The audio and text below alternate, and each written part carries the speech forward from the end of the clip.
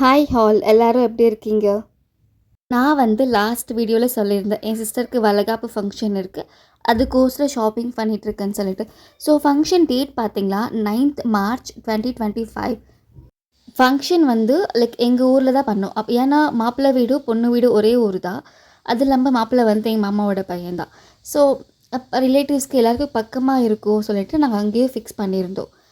Function வந்து start ஆகிறது வந்து மார்னிங் 9:30 அப்படி தான் இருந்துச்சு. ஸோ நாங்கள் அது பாட்டுக்கு என்ன பண்ணோம்னா, எங்கள் வீட்டிலேருந்து எல்லாமே எடுத்துகிட்டு போயிட்டு கோயிலில் வைக்கணும். லைக் கோயிலில் வச்சுட்டு அங்கேருந்து எல்லா தட்டை வரிசை தூக்கிட்டு போயிட்டு மாப்பிள்ளை வீட்டுக்கு எடுத்துகிட்டு போகிற மாதிரி தான் பிளான் போட்டிருந்தோம். ஸோ நாங்கள் என்ன பண்ணோம், லைக் ஏர்லி மார்னிங் எழுந்திரிச்சிட்டு சீக்கிரமாக ரெடி ஆகிட்டு எல்லாம் ரெடி பண்ணிவிட்டு எடுத்துகிட்டு போயிட்டு கோயிலில் வச்சுட்டு இருந்தோம். அது பாட்டுக்கும் அங்கே எல்லா ரிலேட்டிவ் வந்து எடுத்துகிட்டு போவாங்கன்னு சொல்லிட்டு. ஸோ அதே மாதிரி எல்லாம் பேக் பண்ணி எடுத்துகிட்டு கோயிலில் எடுத்துகிட்டு போயிட்டு கோயிலில் ஒரு வாட்டி பூஜை போட்டுட்டு அதுக்கப்புறம் அங்கேருந்து தட்டை வரிசை தூக்கிட்டு மாப்பிள்ளை வீட்டுக்கு வருவாங்க. ஸோ நானும் தட்டை வரிசை தூக்குற மாதிரி தான் இருந்துச்சு. ஆனால் நான் இருந்துட்டு இல்லை நான் தூக்கிட்டு வர மாட்டேன், எனக்கு ஒரு மாதிரி இருக்கும் சொல்லிட்டு நான் தூக்கவே இல்லை. நாங்கள் என்ன நினச்சோன்னா ஒரு 21 தட்டைக்கிட்ட வைக்கலான்னு சொல்லிட்டு அதுக்கு ஏற்ற மாதிரி தட்டை ரெடி பண்ணி எடுத்துகிட்டு வந்தோமா. ஆனால் இங்கே பார்த்தா கடைசியில் அது 25 தட்டைக்கிட்ட ஆகிடுச்சு. சரின்னு சொல்லிட்டு எல்லாம் எடுத்துகிட்டு மாப்பிள்ளை வீட்டுக்கு கிளம்பியாச்சு. கோயில்லேருந்து தட்டை வரிசைலாம் எடுத்துகிட்டு வந்து மாப்பிள்ளை வீட்டில் வைக்கணும்னு சொல்லியிருந்தாங்களா. ஆனால் நான் ஒரு மிஸ் பண்ணிட்டேன். என்னன்னா லைக் அந்த தட்டை வரிசை எடுக்கிறத பார்க்கலான்னு நினச்சிட்டு இருந்தேன். அது நான் ஃபுல்லாக வீடியோ எடுக்கலான்னு சொல்லிட்டு, ஏன்னா அவங்க தலைமையில் தூக்கி வச்சுட்டு அங்கேருந்து எடுத்துகிட்டு வருவாங்கன்னு சொல்லிட்டு. பட் ஆனால் என் சிஸ்டர் ஃபோன் பண்ணிகிட்டே இருந்தாலா, எப்போ வரேன்னு சொல்லிட்டு. நாங்கள் போய் பண்ணுறது எதுவுமே இல்லை. ஆனால் அவள் சும்மா எனக்கு ஃபோன் பண்ணி வர வச்சுட்டாங்களா. சரி, நான் அதை எடுக்க முடியல, நான் பார்க்கவும் முடியல. எல்லாம் அரேஞ்ச் பண்ணி எடுத்துகிட்டு போயிட்டு அங்கே வச்சுட்டு ஒரு ஃபங்க்ஷன் ஒரு 10:30 அப்படி ஸ்டார்ட் ஆகிடுச்சு. லைக் எல்லோரும் வர ஸ்டார்ட் பண்ணிட்டாங்களா. எனக்கு எல்லோரும் வரும்போது லைக் ரொம்ப ஹாப்பியாக இருந்தேன். அந்த வீடியோ எடுக்கணும்னு அந்த தாட்டே எனக்கு ஒரு ஸ்டேஜில் போயிடுச்சு. இல்லைனா நிறையா வீடியோ எடுத்திருப்பேன். லைக் எனக்கு தோணவே இல்லை, லைக் அவ்வளோ ரிலேட்டிவ்ஸ் நான் ஒட்டுக்காக பார்க்குறேன்னா, லைக் ரொம்ப நாளுக்கு அப்புறம் பார்க்குறேன்ற ஒரு இந்த ஹாப்பினஸ் இருக்குது தெரியுமா. அது வந்து ரொம்ப நல்லா இருந்துச்சு. சரின்னு சொல்லிட்டு எல்லாம் பார்த்து லைக் எல்லார்கிட்டயும் பேசிட்டு லைக் ரொம்ப ஜாலியாக இருந்துச்சு.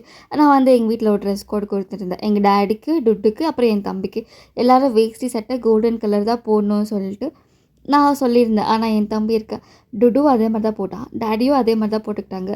ஆனால் என் தம்பி இருக்கா தெரியுமா, வேஸ்ட்டு பையன். எங்கள் அக்கா இந்த தாம்பூல போய் கொடுத்துட்ருக்கால, அவன் தான் என் தம்பி. அவன் என்ன பண்ண, நான் சொன்னேன் அவன்கிட்ட இந்த மாதிரி வேஸ்ட் சட்டை போட்டுக்கூடாதுன்னு சொல்லிட்டு. அவனுக்கு எடுத்து வச்சுருந்தோம். ஆனால் அவன் போட்டுக்கவே இல்லை, எனக்கு கட்ட வராது, நான் போட மாட்டேன், ஒரு மாதிரியாக இருக்குது சொல்லிட்டு.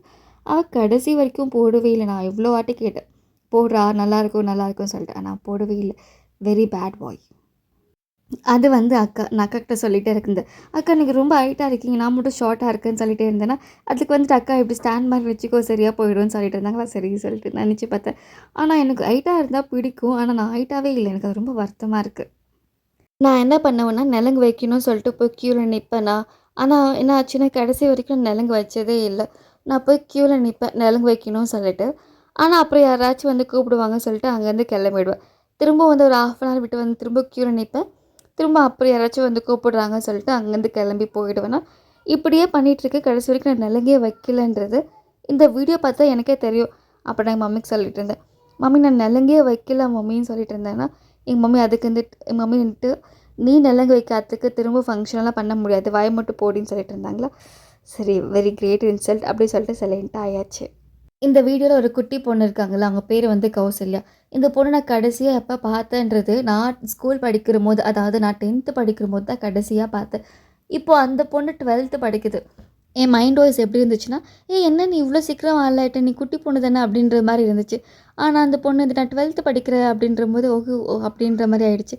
லைக் நான் பார்த்தே ஒரு 8 years கிட்ட ஆச்சுல்ல. ஸோ லைக் ரொம்ப நாள் அப்புறம் பார்க்குறதுனால அப்படி தெரியுது. விஷயம் என்னன்னா, எங்கள் அக்கா வந்து கேட்டாங்க, நீ சாப்பிட்டியாடான்னு சொல்லிட்டு. நான் சாப்பிட்டேனேன்னு சொன்னேன்னா, எங்கள் அக்கா கேட்டாங்க, நீ எப்போ சாப்பிட்ட, நான் பார்க்கவே இல்லை நீ சாப்பிட்டது அப்படின்னு சொன்னாங்களே. நான் அப்போ தான் யோசித்தேன், நம்ம சாப்பிட்டோம்மா, எப்போ சாப்பிட்டோம் அப்படி எனக்கு அப்போ தான் யோசிக்க தோணுச்சு. ஆனால் என்னன்னா நான் உட்காந்து சாப்பிடல. ஆனால் எங்கள் தம்பி, எங்கள் டாடி, மாமாலாம் இருப்பாங்க தெரியுமா, அவங்க இலையிலேருந்து கொஞ்சம் கொஞ்சமாக எடுத்து எடுத்து சாப்பிட்டுட்டேன். தக்காளி சோறு, இந்த ஸ்வீட்டு, பாயாசம், அப்பளம் எல்லாம் எடுத்து எடுத்து சாப்பிட்டு எனக்கு அப்படியே வயிறு அம்பிடிச்சா. இதில் எங்கே தனியாக உட்காந்து சாப்பிடுது அப்படின்னு சொல்லிட்டு என் அக்காவுக்கு சொல்லிட்டு இருந்தேன். என் அக்கா வந்துட்டு இல்லை நீ சாப்பிடணும்னு சொன்னாங்களா. நான் நிறைய சாப்பிட்டுட்டேன், இதுக்கு மேலே சாப்பிட்டேன்னா அவ்வளோதான் அப்படின்னு சொல்லிட்டு அங்கேருந்து அப்படியே நைஸாக கிளம்பி ஆயிடுச்சு. இல்லைன்னா ஒரு இலரப்பா சாப்பாடு போட்டுட்டு அது இதுன்னு எல்லாம் வச்சு சாப்பிடுன்னு உயிரை எடுத்திருப்பாங்க. இதுக்கு மேலே சாப்பிட்டேன்னா என் வயிறு வெடிச்சிடும் சொல்லிட்டு அப்படியே தம்பி அலையிலேருந்து அந்த பாயாச கப் மட்டும் ஆட்டி போட்டுட்டு அங்கேருந்து கிளம்பியாச்சு. அப்புறம் டுட்டு பார்த்தா நல்லா விளையாடிட்டு இருக்கா. ஏன்னா பொண்ணு மாப்பிள்ளை வந்து சாப்பிட கிளம்பியாச்சா. இவன் போயிட்டு அங்கேருந்து அரிசியெல்லாம் எடுத்துகிட்டு கொட்டிட்டு என் அக்கா பசங்க கூட விளையாடிட்டு இருக்கா. நாங்க டுட்டுக்கு வேஷ்டி சட்டை எடுக்கும்போது ரொம்ப கன்ஃப்யூஸ்டா இருந்தோம். அது நல்லா இருக்குமா? நல்லா இருக்காதா? அது இல்லாம அவன் கட்டிட்டு எப்படி அவன் சுத்திட்டுருப்பான்? கசகசன்னு இருக்குன்னு சொல்லிட்டு ரொம்ப யோசிச்சுட்டு, கடைசியில சரி போனா போட்டும். எல்லாருக்கும் ஒரே மாதிரி தான் எடுக்கணும்னு முடிவு பண்ணியிருந்தோம்ல. ஸோ அதனால எடுத்துட்டோம். ஆனா மம்மி வந்துட்டு இல்ல, இல்ல நான் கோட் சூட் போடுற பையனுக்கு சொல்லிட்டு அது போட்டிருந்தாங்க. அதுக்கப்புறம் திட்டிட்டு இல்ல, இல்ல எல்லாம் ஒரே மாரி போடணும்னு சொல்லிட்டு, அதுக்கப்புறம் இத போட வச்சோம். ஆனா நிஜமா சொல்லப்போனா கோட் சூட்டோட இது நல்லாயிருக்கு. இது வந்து மம்மி சைட்ல இருக்க ரிலேட்டிவ்ஸ். எனக்கு மாமா, பெரிய மாமா, பெரியம்மா, சின்னத்தை, சித்தி அப்படி சொல்லிட்டு அவங்க பசங்க சொல்லிட்டு லைக் நெறைய பேர் இருக்காங்க. இதிலே கம்மியா தான் இருக்கிறாங்க. ஏன்னா அவங்க சாப்பாடு போடுறதால அங்கே இங்கே அப்படியே இருந்துட்டாங்களா, அவங்கள கூப்பிட்டு எடுக்க முடியல. நாங்க இன்னொரு ஃபோட்டோ அவங்கள கூப்பிட்டு பெருசா எடுத்தோம். அது வந்து கேமராமேன் கிட்ட இருக்கு. என்கிட்ட இல்ல. ஸோ அதனால அட்டாச் பண்ண முடியல. எனக்கு அங்கிருந்த ஒரே வேலை என்னன்னா, சந்தனம் காலியாக காலியாக என்னை கரைச்சு வைக்க சொல்லியிருந்தாங்க. அதுக்கேத்த மாரி. சரின்னு சொல்லிட்டு அத மட்டும் நான் உருப்படியா பார்த்துட்டு இருந்தேனா, அப்புறம் எங்க டாடி சைட்ல இருக்க ரிலேட்டிவ்ஸ் எல்லாம் வந்துட்டு இருந்தாங்க. லைக் இந்த ஃபேமிலி ஃபோட்டோல இருக்கவங்கலாம் எங்க டாடி சைட்ல இருக்க ரிலேட்டிவ்ஸ். இதில இருக்கிறதுலே பாவம்னா அந்த கேமராமேன் தான். ஏன்னா எல்லாரும் "நில்லுங்கம்மா, ஃபோட்டோ கொஞ்சம் நில்லுங்க, போஸ் குடுங்க. இல்ல லைக் கொஞ்சம் சிரிங்க" அப்படி சொல்லி சொல்லியே பாவம் அவருக்கு வாய் வலிச்சிருக்கும். அதுவும் இல்லாம அவர் கடைசியா தான் சாப்பிட்டார். எல்லாரும் லைக் ஃபோட்டோ எடுக்கிறது, அந்த வீடியோ கவரேஜ் பண்ணுறது லைக் ரொம்ப கஷ்டம். ப்ளஸ் துட்டு வந்து சென்டர்ல "Saarthi dark fantasy, Saarthi chocolate, Saarthi" சொல்லிட்டே இருக்கானா. ஏன்னா, நாங்க யோசிச்சுட்டே இருந்தோம். ஒரு தட்டுல என்ன வைக்கலாம் அப்படி சொல்லிட்டு. அப்புறம் என் சிஸ்டர் வந்துட்டு டைரி மில்க் வைக்கலான்னு சொல்லியிருந்தாங்களா. நான் தான் டைரி மில்க் வேணாம் டார்க் ஃபேண்டஸி வைக்கலான்னு சொல்லியிருந்தேன். ஏன்னா, எனக்கு டார்க் ஃபேண்டஸி பிடிக்கும். சரின்னு சொல்லிட்டு வைக்கலான்னு முடிவு பண்ணிட்டு லைக் அந்த தட்டில டார்க் ஃபேண்டஸி வச்சுட்டுருந்தோம். அத பார்த்துட்டு டுட்டு, சார்த்தி டார்க் ஃபேண்டஸி எடுத்து குடுக்குற வரைக்கும் அவன் அங்கேருந்து போவே இல்ல. சரின்னு சொல்லிட்டு அவனுக்கு எடுத்து குடுத்தா, அங்க இருக்க எல்லா குட்டி பசங்களும் வந்துட்டாங்க. இருக்கிறதுலே ஃபர்ஸ்ட்டு காலியான தட்டுனா டார்க் ஃபேண்டஸி தான். இது வந்து ஈவினிங் 5:00 லைக் ஆளுங்க வரத்துக்கு கொஞ்சம் கம்மி ஆயிட்டாங்களா, என் சிஸ்டர் வந்துட்டு "நான் மட்டப்பூ எடுக்கிறேன், தலையில வெயிட்டா இருக்கு, அந்த மாலையெல்லாம் கழட்டி வச்சுருன்னு" சொல்லிட்டு இருந்தாங்க. சரி கழட்டிக்கோன்னு சொல்லிட்டு எங்க அப்பா சொல்லியிருந்தாங்க. அந்த மட்டப்பூலாம் எடுத்து வச்சுட்டு, ம் அ கொஞ்சம் லைக் அவங்க ஃபோட்டோ எடுக்கலான்னு சொல்லியிருந்தாங்க கேமராமேன். லைக் மாப்பிள்ளையும் பொண்ணும் சேர்ந்து ஃபோட்டோ எடுக்கலான்னு சொல்லிட்டு, சரி எடுத்துக்கோங்கன்னு சொல்லியிருந்தோம். ஆனா டுட்டு மட்டும் செம்மையா ஜாலியா விளையாடிட்டு இருக்கா. அவ ரொம்ப சந்தோஷமா இருக்கா. லைக் அவ என்னது பெங்களூர்ல வந்து வீட்டுக்குள்ளேயே இருக்குவாள்ல, அவங்க கூட விளையாடுறதுக்கு யாரும் இல்ல குட்டி பசங்க.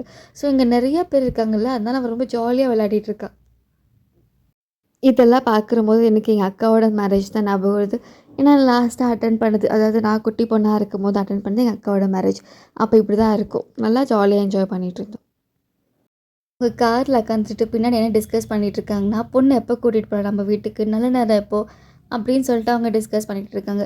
அதே நேரத்தில கேமராமேன் வந்து பொண்ணையும் மாப்பிள்ளையும் கீழ கூட்டிட்டு போயிட்டு ஃபோட்டோ ஷூட் எடுக்கிறேன்னு சொல்லிட்டு, அவங்க பண்ண அலப்பறை இருக்கு தெரியுமா? அது ரொம்ப ஃபன்னா இருந்துச்சு. அவங்க வந்து என் சிஸ்டர் சிரி சிரின்னு சொன்னா, என் சிஸ்டர் சிரிக்கவே மாட்டேன்றாளா. அவ கேமராமேன் கலாய்ச்சிட்டே இருந்தாங்க. "நீ என்ன பண்ணாலும் சிரிக்கவே மாட்டியேம்மா" அப்படின்னு சொல்லிட்டு. லைக் நான் கொஞ்ச நேரம் உட்காந்து பார்த்துட்ருந்தேன். அதுக்கப்புறம் எனக்கு வேர்க்க ஆரம்பிச்சுச்சு. அதுவும் இல்லாம நான் ஹாஃப் சாரி வேற போட்டுட்டு இருந்தேனா, அந்த ரொம்ப லைக் கசகசன்னு இருக்கிற மாரி ஆயிடுச்சா. சரி சொல்லிட்டு நானும் வீட்டுக்கு போயிட்டு ட்ரெஸ் சேஞ்ச் பண்ணிட்டு இருந்தேன். லைக் நான் ஒரு சுடி எடுத்துட்டு வந்திருந்தேன். இது மாரி எதுக்கும் ஒரு சுடி எடுத்துக்கலாம். லைக் வேர்க்கிற மாரி இருந்தா ட்ரெஸ் மாத்தி போட்டுக்கலாம்னு சொல்லிட்டு. அதுக்கப்புறம் நானும் என் அக்கா வந்துட்டு அவங்க மட்டும் தான் ஃபோட்டோ ஷூட் பண்ணுவாங்க. நாங்களும் ஃபோட்டோ ஷூட் எடுப்போம் சொல்லிட்டு, அங்க இது வந்து ரோஜா தோட்டம்னு நெனைக்கிறேன்.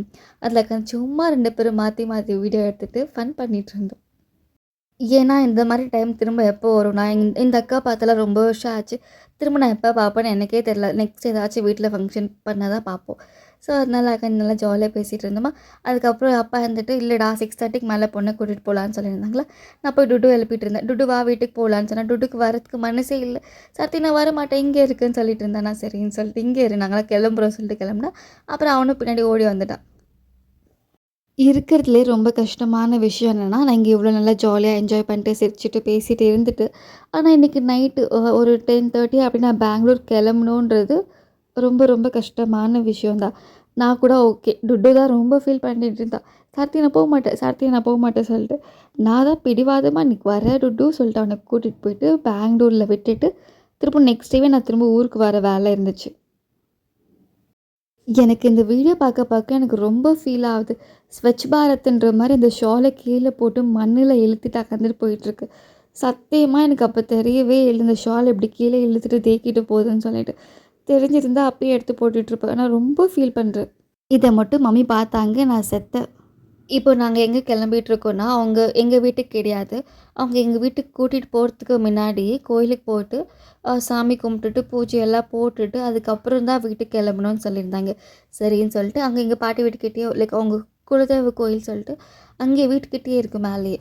சரின்னு சொல்லிட்டு பக்கமா இருக்கிற கோயிலுக்கு போயிட்டு கும்பிட்டுட்டு, அதுக்கப்புறம் இன்னொரு கோயில் இருக்கும். அங்க போயிட்டு கும்பிட்டுலான்னு சொல்லிட்டு பிளான் போட்டிருந்தாங்களா.